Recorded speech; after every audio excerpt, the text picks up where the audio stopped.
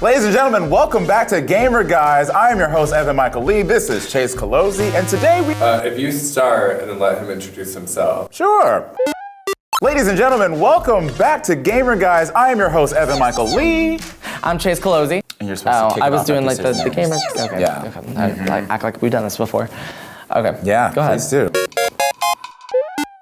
Welcome back to Gamer Guys. I am your host, Evan Michael Lee. I'm Chase Colozzi, and we're gonna be talking a little bit about our favorite characters in video games today. We got a list. A very long list. We got some really exciting characters, a lot of fun ones. What about you?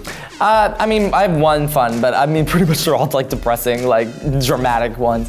Just like your love life. So let's hop right to it.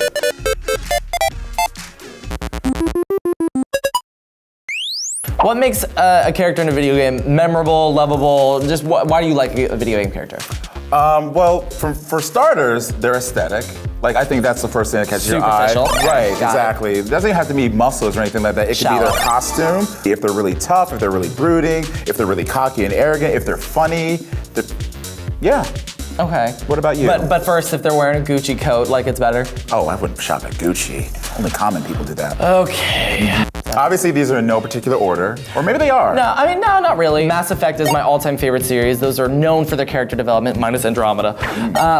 I particularly love Mordin Solus from that game, and Legion. Legion is a robot that like stalks your main character, and I think he has one of the most memorable quotes when he says, you know, no data available, when you ask him why he has a piece of your armor stuck to his chest. He's like a commentary on like, what is life? I'm gonna kick mine off with Dante from Devil May Cry. He's the son of Sparta. He is half human, half demon. And I like him so much because, yes, he is very arrogant and very cocky, but he's also like really stylish. Like, there is not a weapon in that game he cannot master. He has a sword, he has two pistols called Ebony and Ivory. Like, See, we were actually gonna call the show Ebony and Ivory, but they already took it.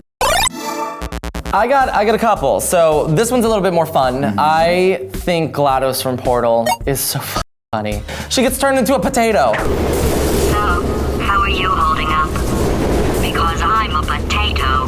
Because you know, potatoes can like generate electricity, and then like this other robot takes over power and puts her in a potato. But aren't you in space? No. I see. You're actually in a giant testing facility like underground. Well, then that makes sense. If you were turned into a potato, what kind of potato would you be?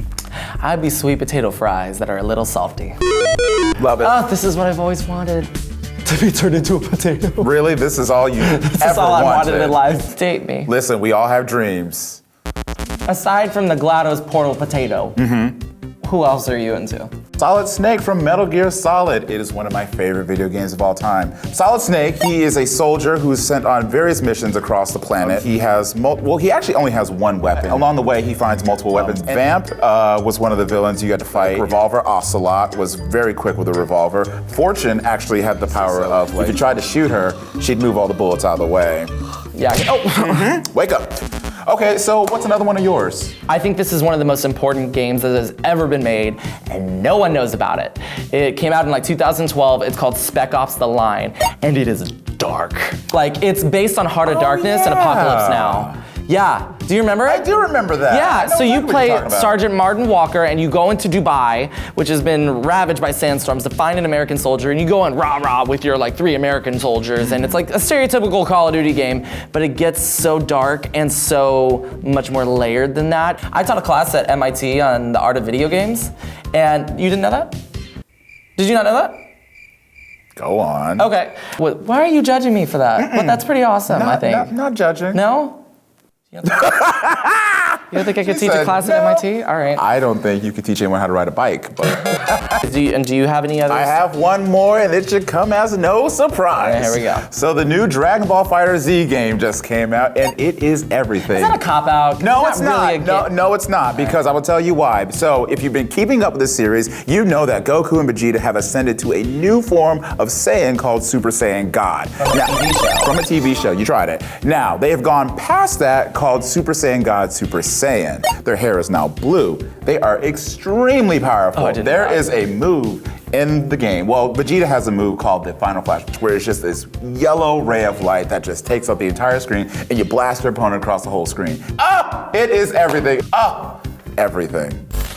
So we want to make our own characters, but before we do, I want to have a couple honorable mentions that, you know, maybe a little bit outside our comfort zone, but we appreciate what they've done for the gaming community. Sure. Well, who are a couple people you think that you also stand out to you? I would say probably first one off the bat, Cloud from Final Fantasy. From Final Fantasy VII. Also, Final Fantasy VIII, I really Squall at the beginning, but also naturally, I mean, an obvious choice, Peach from Super Mario.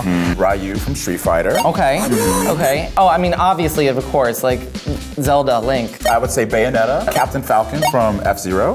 Spyro the Dragon, Crash Bandicoot. Oh, those are good ones. Yes, those little mascot platformers. Yeah. My current obsession, of course, is Overwatch. And it's all about the characters in that game. Y'all, she committed to that bed for so long. I really did. So if you were gonna be in a video game or make a video game character, what kind of game would it be? What would they look like? Okay. It would be, first of all, it would be an action game. Yeah. My character, obviously black. I would have a dreadlock mohawk, because I think dreadlocks are badass. I would be shirtless, of course. Super oily. I'd have a jacket like Dante did, except instead of red, mine would be black. Okay. Probably like some black pants and like some cool combat boots or whatever. And unlike him, I would carry a katana as opposed to like a broadsword. But I would also have like powers like Dragon Ball Z. Like I'm trying to shoot the blast and blow things. Oh, hell yeah. Oh yeah. I'm f***ing some shit up. What about you? It would be a homo, for sure. That doesn't mean anything about the way he looks. Stop it. He'd be called Phoenix, because that's my gamer name.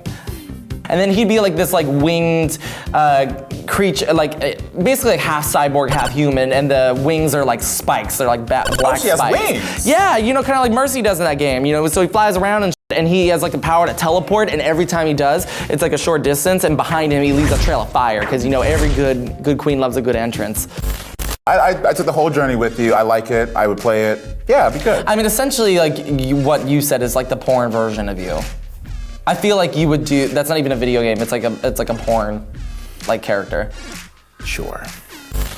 I put this other like bull example in here. I'm like, oh, and one of his other abilities is he sniffs poppers so that he makes him hyper aware of his surroundings, but it decreases his aim. You are just a walking cliche.